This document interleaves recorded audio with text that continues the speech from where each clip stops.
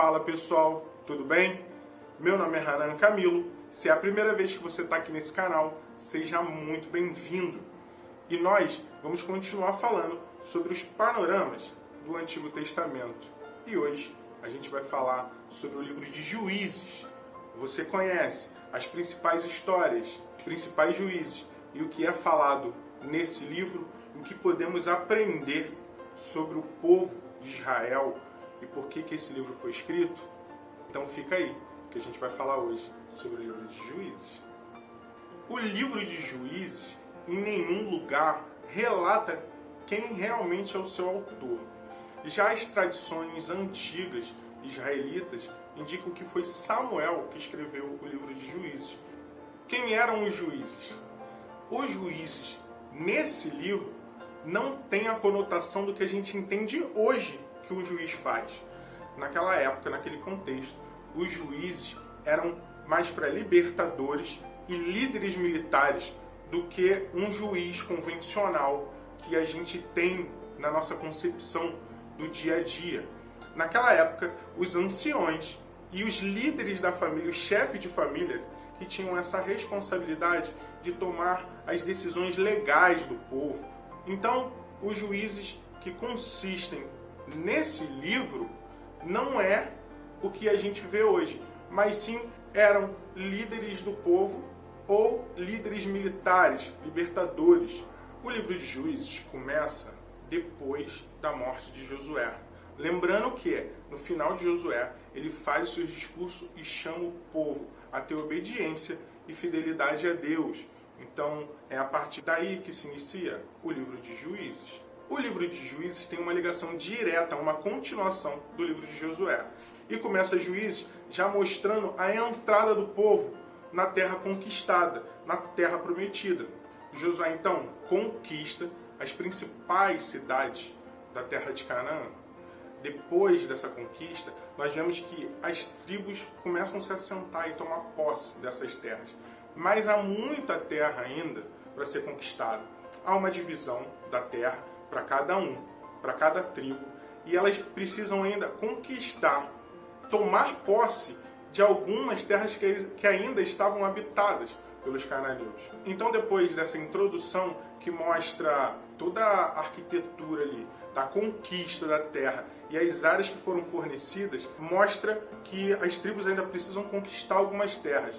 E aí o livro de Juízes começa da onde parou com Josué. E Deus deixa claro que o povo de Israel tinha que expulsar os cananeus das terras. Aquelas terras ainda que não estavam conquistadas tinham que ser conquistadas e tinham que se expulsar todos os cananeus dali.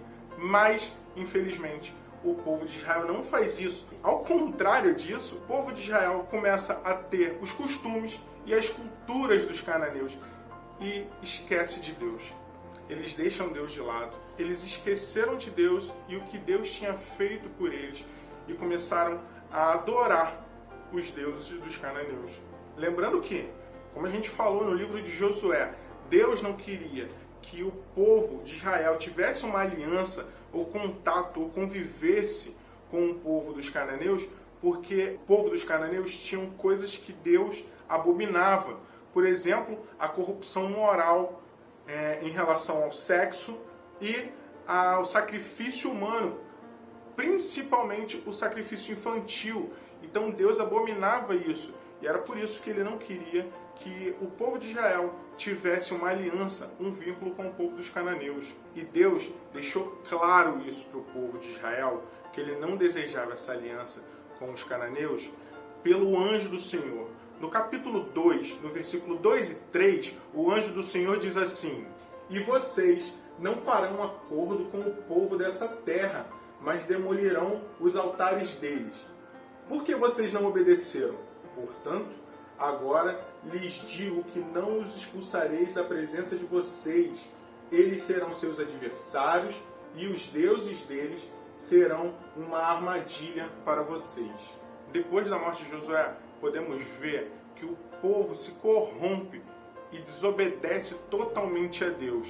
A partir da opressão que os cananeus colocam sobre o povo de Israel, a gente vai começar a ver as histórias que acontecem para surgirem, para gerarem esses juízes sobre o povo de Israel. E veremos então padrões muito parecidos em quase todas as histórias do que acontece. Então esses padrões normalmente se seguem a o povo pecar. Depois que o povo peca, ele é oprimido por um dos povos dos cananeus. Depois dessa opressão, ele se arrepende a Deus.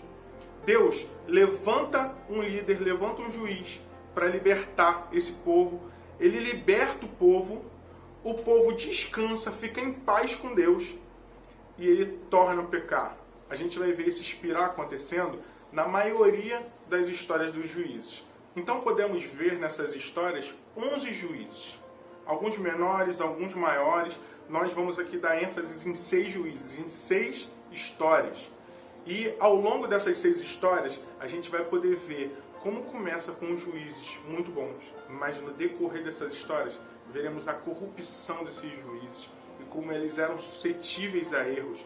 Então, a gente vai do muito bom e a gente vai descendo um espiral também de qualidade. Então, um juiz muito bom, isso vai diminuindo até a gente terminar aquela era dos juízes. Então, eu vou contar agora as 3 primeiras histórias, os 3 primeiros juízes que tiveram nesse livro. Começando por ele, Otoniel.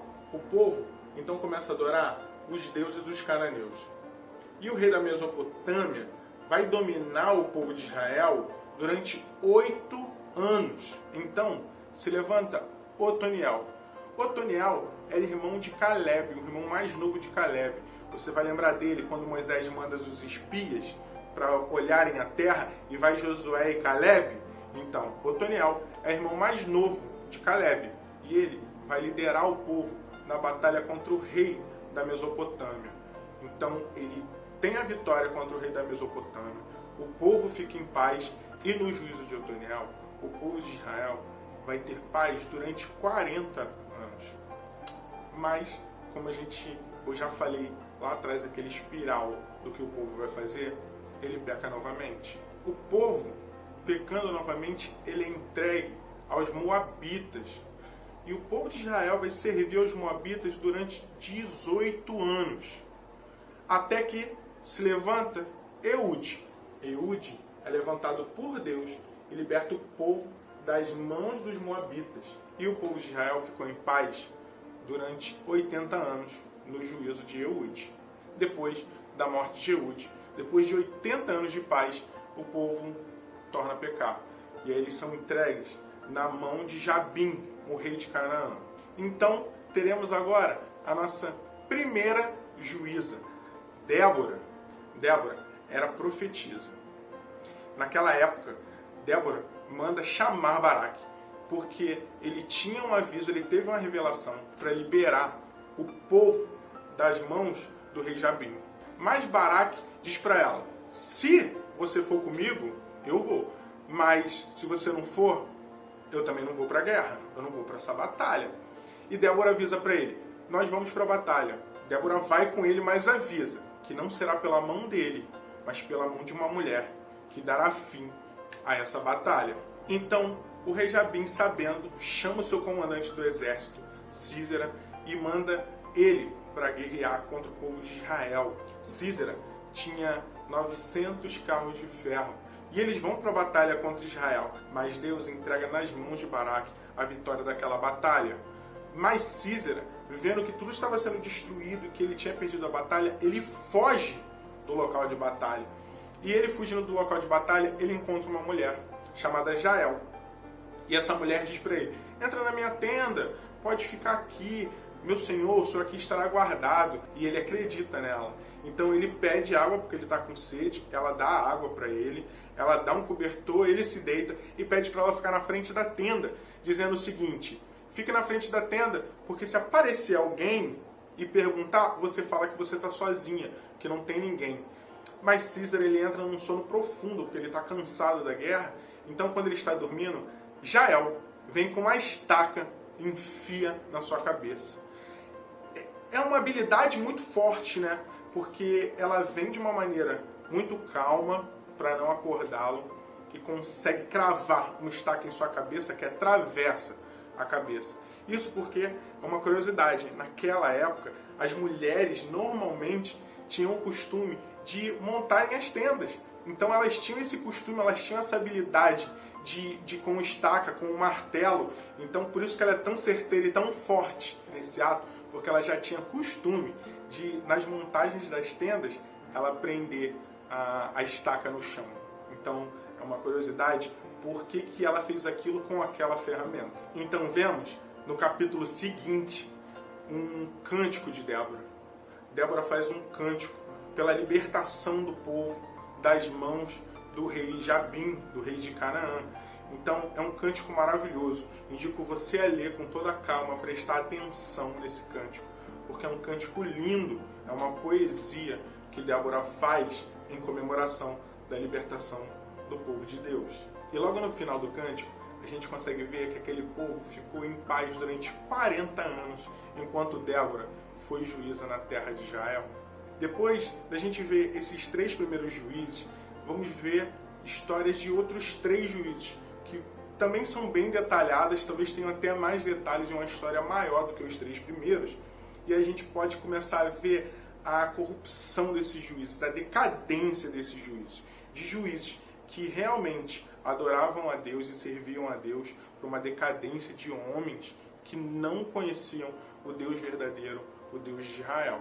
Depois de Débora, a história que a gente vai falar é de Gideão. O anjo do Senhor veio a Gideão e ele questiona o porquê da opressão dos midianitas com o povo de Israel. E quando Deus chama ele para ser um libertador, ele também se questiona, dizendo: não vai dar, né? Não vou conseguir, não tenho essa habilidade toda, não tenho essa capacidade toda de libertar o nosso povo. Como é que eu vou fazer isso? Mas Deus chama ele para libertar o povo. Então, ele pede uma prova a Deus. E Deus o responde. Então, ele começa bem. Ele fica mais confiante e confia realmente que o Senhor vai livrar o povo de Israel da mão dos midianitas. Mas Deus vai mostrar nessa batalha todo o seu poder. Então, ele avisa Gideão o seguinte: para tirar todos os homens que estão com medo, todos os homens medrosos, todos aqueles homens que não têm tanta certeza, que querem guerrear, que querem batalhar, porque eles poderiam atrapalhar o restante do exército. Depois de tirar todos os medrosos e todos aqueles que não tinham vontade e não queriam estar ali na batalha, Deus usa uma estratégia. Manda Gideão, manda todos os homens irem beber água. E nessa de beber água, era para ele prestar atenção, que todo homem que agachasse, bebesse como um cachorro, encostando a língua na água, era para mandar para casa. Volta, porque esses homens não estão atentos, eles não estão prestando atenção na guerra. Manda eles embora, porque eles só vão atrapalhar. E todos aqueles que pegassem a água com a mão e levassem até a boca, é porque eles estavam muito alerta. A ideia ali era isso, era de alerta. O homem pegava e trazia até a boca, porque ao mesmo tempo que ele estava se saciando, matando a sede dele, ele estava olhando em volta para poder ter noção e saber se ele não estava em perigo ou não. Então Deus usa essa estratégia. Depois que todos esses homens vão embora, sobram 300 homens no exército de Gideão. Depois que ele vai para essa batalha e tem a vitória nessa batalha, Gideão comete 2 erros. O primeiro é que ele vai pedir ajuda a um povo de Israel, a uma cidade de Israel, e aqueles homens decidem não ajudar, porque eles queriam se manter neutro. Eles não queriam entrar naquela briga porque eles não tinham certeza se Gideão realmente venceria aquela batalha. Então Gideão mata aqueles homens, porque eles não quiseram ajudar no meio da guerra. Gideão, depois que ele ganha a guerra, ele pega os despojos e faz uma estola sacerdotal. E depois que Gideão morre, aquela estola sacerdotal vai servir para a prostituição do povo de Israel, porque eles começam a adorar aquela estola sacerdotal. Depois da história de Gideão, nós vamos conhecer agora a história do juiz Jefté. Jefté era um homem valente, mas seus irmãos expulsaram ele da terra, porque Jefté era filho do pai deles com uma prostituta. Então, Jefté vai para a cidade de Tobi, e os homens que acompanham Jefté não têm uma índole muito boa. Provavelmente eram criminosos E Jefté liderava esses homens. Sabemos que o povo, depois de paz, vai voltar a pecar. E é isso que acontece. Quando isso acontece, eles começam a ser oprimidos. Os anciões da cidade, eles não sabiam o que fazer. E a quem eles recorrem? A Jefté. Então eles vão atrás de Jefté para que Jefté liderasse e libertasse o povo contra os amonitas. Jefté então vai liderar o povo, ele vai para a batalha, ele chegando na batalha, ele não consegue entender que Deus está com ele, que o Espírito de Deus está com ele. Então Jefté ali no meio da guerra, para começar a guerra, ele pensa, ele faz um voto ao Senhor, dizendo, Senhor, se o Senhor me der os amonitas nas minhas mãos, eu vou te entregar um sacrifício.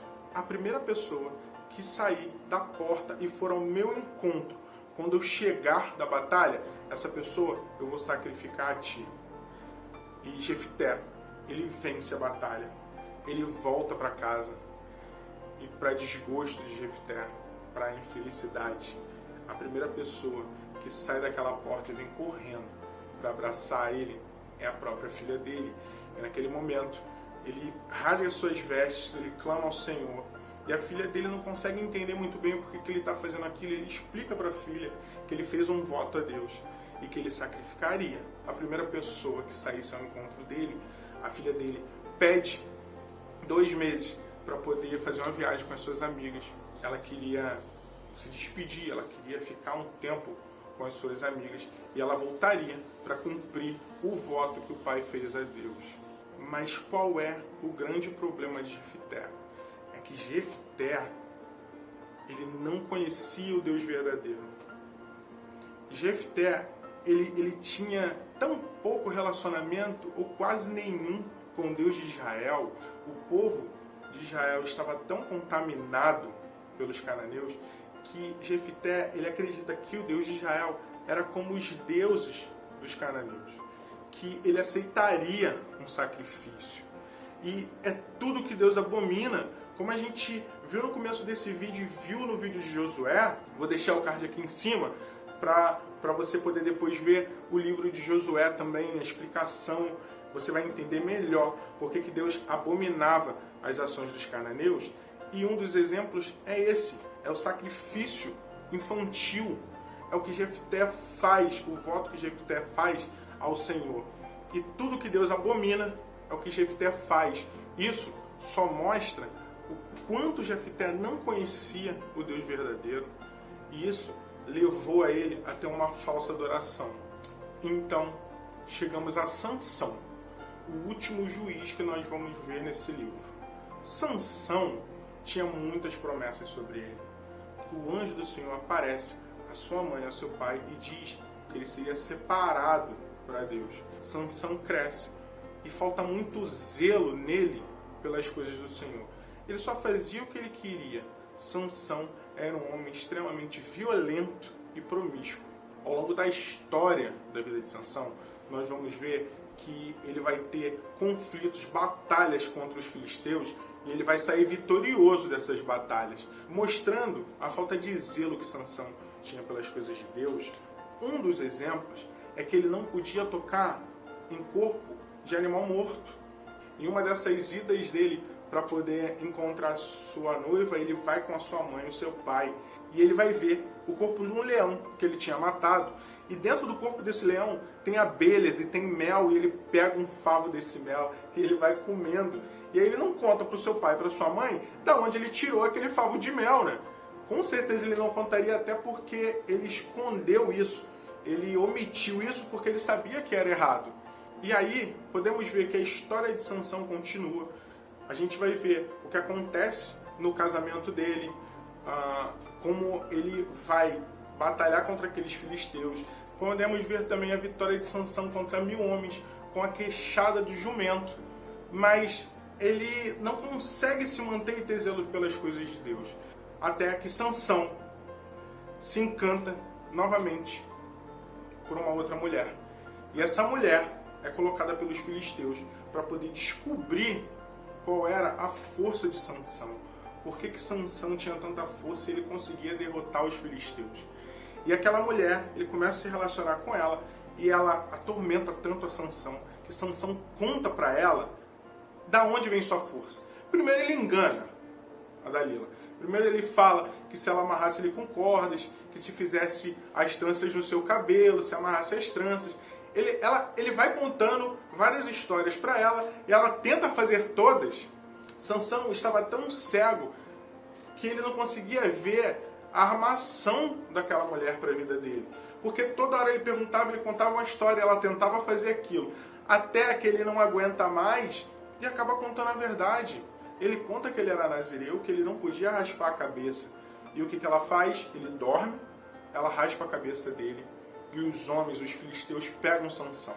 A partir daí, Sansão ele começa a servir nas mãos dos filisteus. Até que um dia, numa festa, o salão estava lotado de filisteus. E trazem Sansão para ser zombado, para poder mostrar como um palhaço, né? Só que os filisteus esqueceram de uma coisa. Quando você corta o cabelo de alguém, o cabelo cresce novamente. O Espírito do Senhor tinha saído de Sansão. Mas naquele momento, ele pede ao Senhor novamente para que renovasse a sua força, que desse sua força novamente. Então, Sansão, ele pega nas pilastras centrais daquele salão e derruba todo o salão e mata todos, simplesmente todas as pessoas, todos os filisteus que estavam ali naquela festa. E o último ato de Sansão acaba não só com a sua vida, mas com a morte em massa dos filisteus.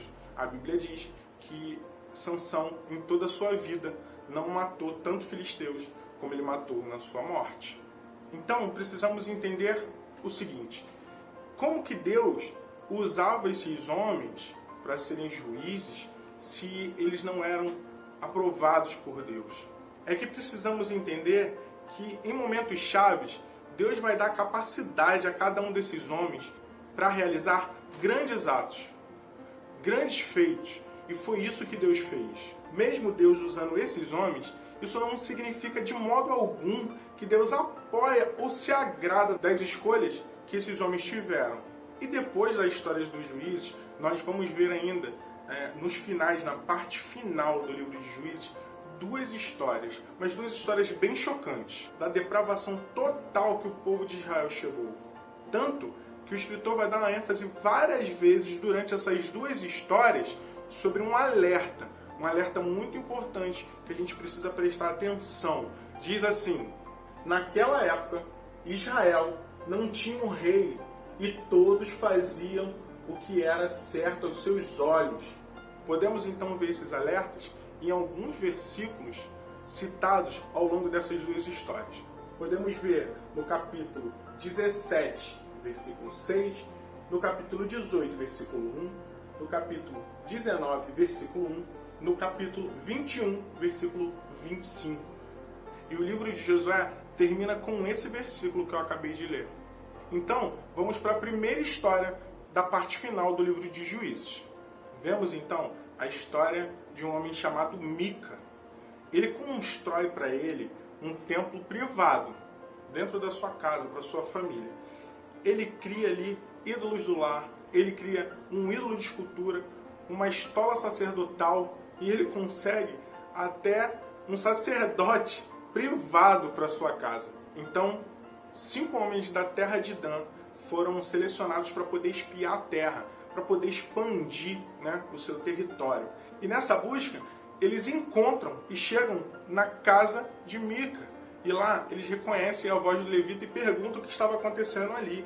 Então o levita conta para eles o que Mica fez, o que tem na casa e tudo isso. Então os homens vão procurar essas terras e eles encontram a terra de Laís. Então eles veem que é uma terra boa, uma terra pacífica. Aquele povo não estava em guerra com ninguém, não queria briga com ninguém, eles estavam em paz. Então o povo de Dan volta à sua terra, fala tudo o que aconteceu, o que eles encontraram. Então eles vêm com os homens armados. Primeiramente, eles voltam à casa de Mica. Eles roubam os seus ídolos e eles roubam o seu levita, dizendo: é melhor ser sacerdote de uma tribo ou ser sacerdote de uma só casa? Então o levita ele fica feliz com aquilo, o coração dele se agrada daquilo, ele vai junto com aqueles homens E depois que eles saem da casa de Mica, eles destroem totalmente, devastam e acabam com as pessoas, com o povo da terra de Laís. E aí vemos então a segunda história. Então essa segunda história, ela é muito pesada, ela é muito densa, que a gente vai falar do levita e da concubina dele.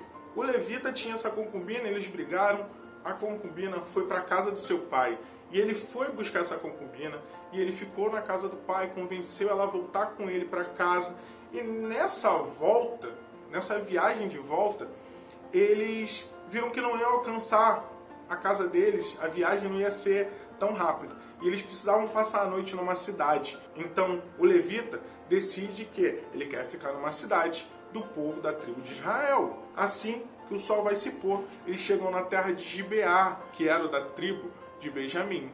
Então ele está ali naquela praça, passa um homem, e aquele homem vai dar apoio e vai acolher. Chegando lá na casa deles, o povo daquela terra, alguns homens, descobrem que tem um viajante lá. Então eles vão naquela casa para poder bater naquela casa, porque eles querem abusar sexualmente daquele homem. Mas o dono da casa diz que eles não poderiam fazer aquilo, que aquilo seria uma grande desonra, porque ele estava recebendo na casa deles, eles queriam abusar daquele homem, do levita.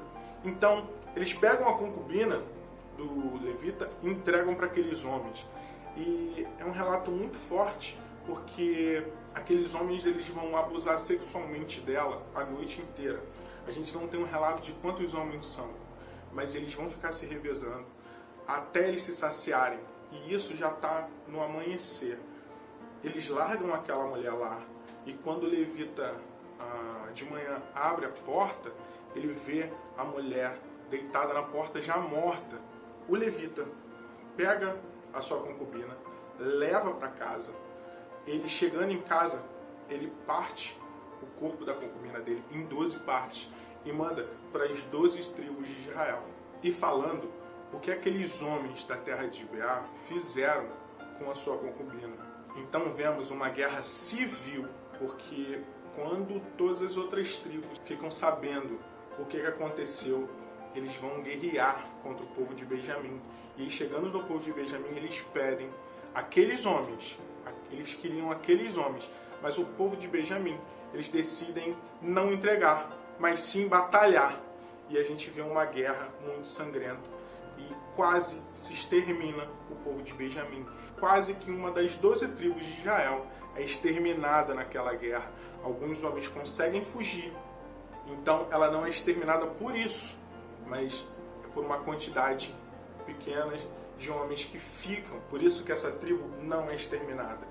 E logo depois dessa história de guerra civil entre as tribos de Israel, vemos os povos se juntando novamente para ajudarem, entregar mulheres e esposas para o povo de Benjamim, para que eles não fossem exterminados totalmente, para que a descendência deles não acabasse e fosse exterminado um povo de Deus sobre a terra.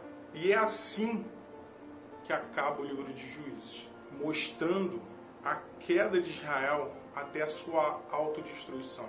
Esse foi o resultado que o povo atingiu ao se afastar de Deus, ao se afastar daquele que tirou o povo do Egito, aquele que libertou o povo dos seus opressores. A história dos Juízes é uma demonstração clara da condição humana e mostra toda a necessidade da graça de Deus, e que um dia ele vai enviar um rei para resgatar todo o seu povo. É isso que nós podemos aprender sobre o livro de Juízes. Espero que vocês tenham gostado sobre mais esse panorama de um dos livros da Bíblia.